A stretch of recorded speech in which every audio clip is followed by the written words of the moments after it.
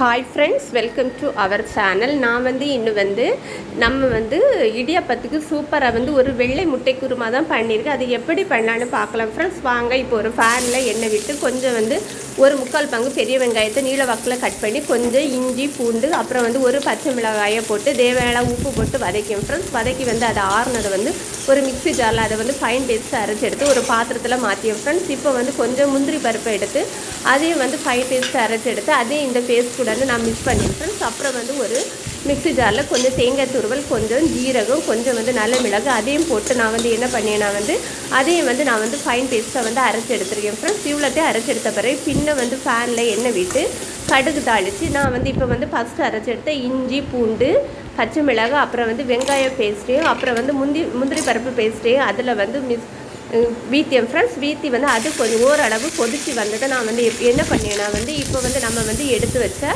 அரைச்சி வச்ச தேங்காய், அதுக்கு முன்னாடி நான் என்ன பண்ணேன்னா கொஞ்சம் கரம் மசாலா, கொஞ்சம் மல்லித்தூளை அதில் ஆட் பண்ணேன் ஃப்ரெண்ட்ஸ். ஆட் பண்ணி அது கொதித்ததை நம்ம தேங்காய், நல்ல மிளகு, ஜீரகம் அரைச்சி வச்ச பேஸ்ட்டை அதில் மிக்ஸ் பண்ணேன் ஃப்ரெண்ட்ஸ். அது ஓரளவு கொதித்ததை இப்போ ஒரு முட்டையை நான் வேக வச்சு 2 முட்டையை வேக வச்சு எடுத்துருக்கேன் ஃப்ரெண்ட்ஸ். நீல வாக்கில் கட் பண்ணி வச்சுருக்கேன். அந்த முட்டை பேஸ்ட்டை அதில் தட்டியும் ஃப்ரெண்ட்ஸ்.